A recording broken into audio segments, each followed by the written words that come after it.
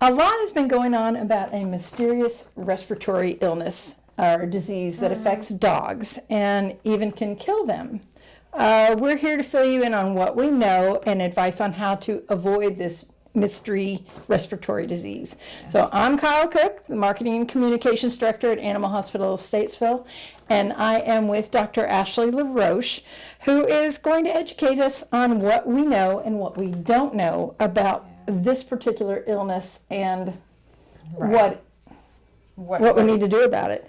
So what is the mystery respiratory illness and that's been hyped up in the media, both national and local? What is it?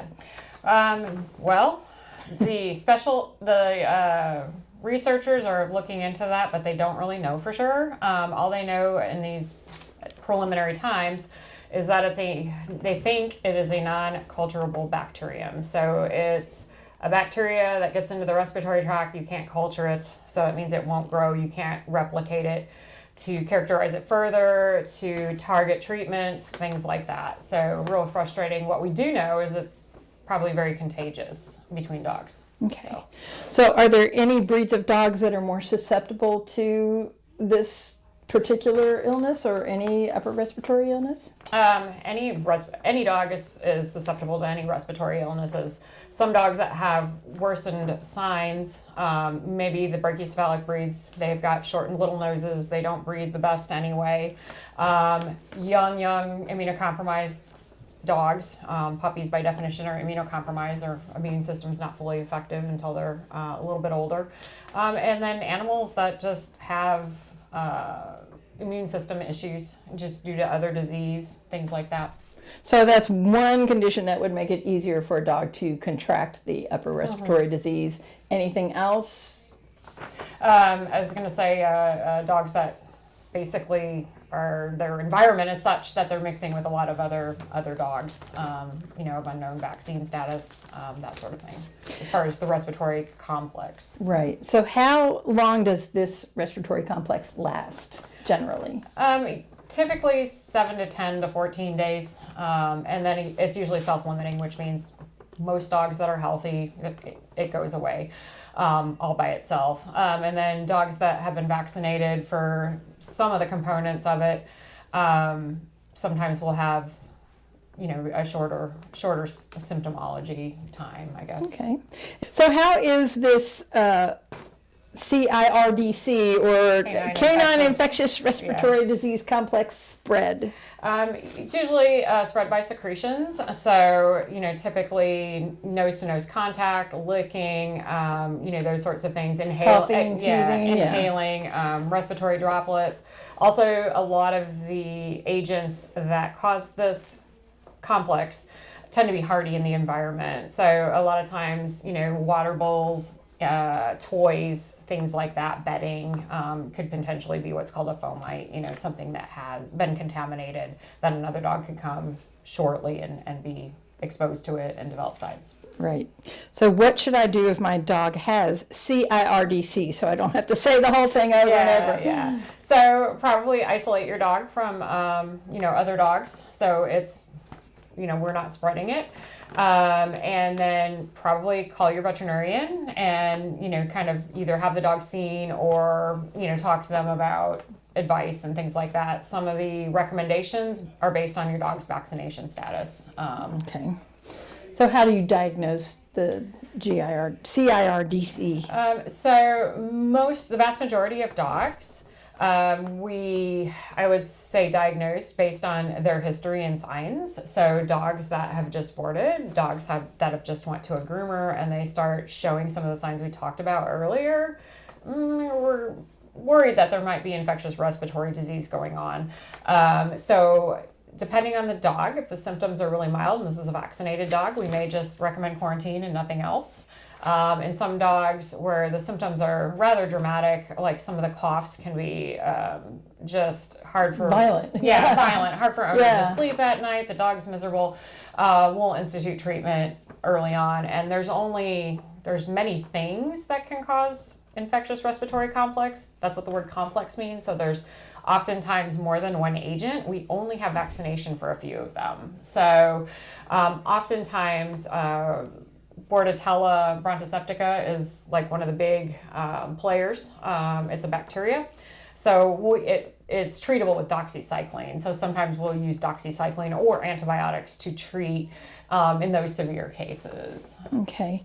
And that was the next question. How do you treat it? How can I protect my dog against these things? Right. I mean, if your dog boards, if your dog goes to a groomer, what are the ways to protect him? That's right. And then with this new respiratory bug that the media is talking about, that you talked about or had mentioned already, there's no vaccine for it. They don't even really 100% know what it is, so we really can't control it. So we need to control what we can control. That is good vaccination protocol, particularly based on your dog's lifestyle. A couple of things. We recommend in this practice Bordetella vaccination a couple of times a year.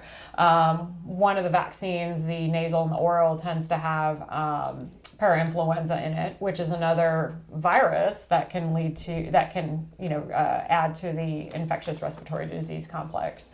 Also canine influenza, it's not seasonal like it is in people, it's year-round in dogs. There's 2 variants. The vaccines are pretty good prevention. All vaccination doesn't necessarily stop you from getting infected, nor necessarily stop you from developing signs. You tend not to get as sick, and you tend not to shed virus or bacteria as long. So a dog can be asymptomatic or without symptoms and still be contagious if they're exposed, and you never really know. Right, that's correct. Right. So at our hospital or at our resort and spa, where we have boarders and daycare pets, that's why we require vaccines. We're very strict on the vaccine protocol, and if they don't have those vaccines, they don't board. So you want to check with your breeder, with your groomers, any other boarders that you go to or boarding areas that you go to, and see what their protocol is. If you feel that your dog is at risk, right, don't go. Right, exactly. In the core vaccinations out there, like the distemper vaccine or the distemper parvo combo that has adenovirus in it, parainfluenza in it, those tend to play a role or can play a role in infectious respiratory complex in dogs. So those are very vaccinatable. They're core vaccines, so they're recommended for all dogs. And there's influenza vaccine. We're very strict about that in our hospital because we prefer not to have influenza in our hospital and our grooming facility. And then Bordetella twice yearly, which also has some parainfluenza in it. So we're trying to control the factors that we can control. And if you're going to training or grooming or whatever with a facility that doesn't have a reasonable vaccine protocol, there may be more risk there with some of those respiratory agents to your dog.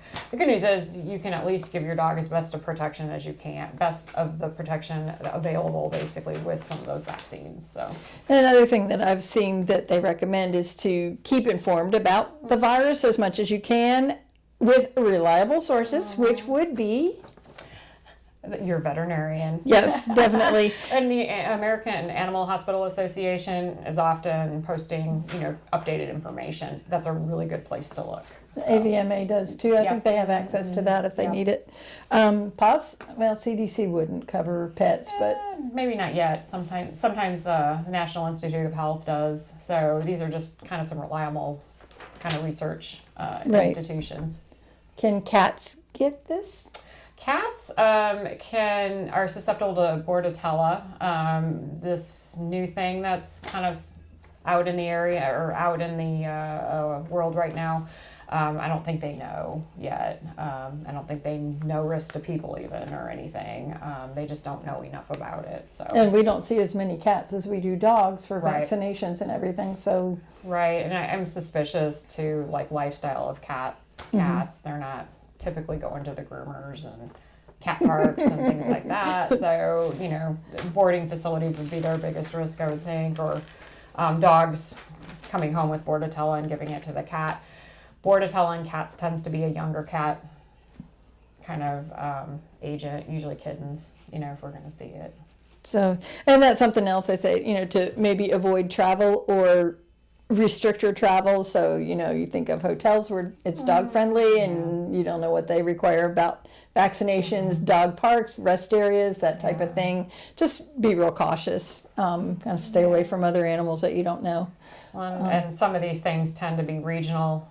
Geographically too, Right. The flu can be that way where it's pocketed in areas, so you can kind of look ahead of time as to what's going on in Florida, what's going on in California, and kind of be smart about it. Get your dog vaccinated, or maybe don't go to the dog park in California. I don't know. Yeah, there you go.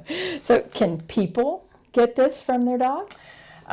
So the rate of transmission is pretty darn low in humans.